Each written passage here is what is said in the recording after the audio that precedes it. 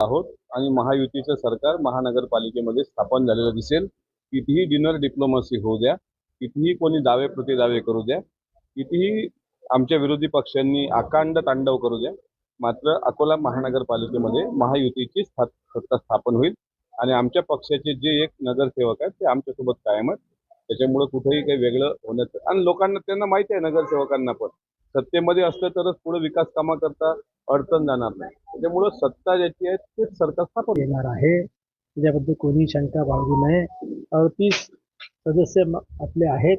याच्या व्यतिरिक्त मित्रांसोबत जे आम्ही निवडणूक प्री इलेक्शन अलायन्स केलेला आहे आणि त्यामुळे मला असं वाटतं इतके समजदार मीडियाही आहेत आणि विरोधी पक्षाचे लोकही आहेत की महापालिकेत आमची सत्ता येणार आहे. सर्वसाधारणपणे चर्चाही झाली 5 वर्षामध्ये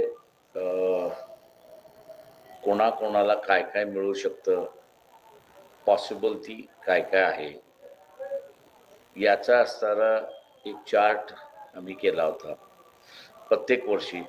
आणि येत्या 5 वर्षामध्ये काय काय आहे की 42 जण एकत्र राहिले तो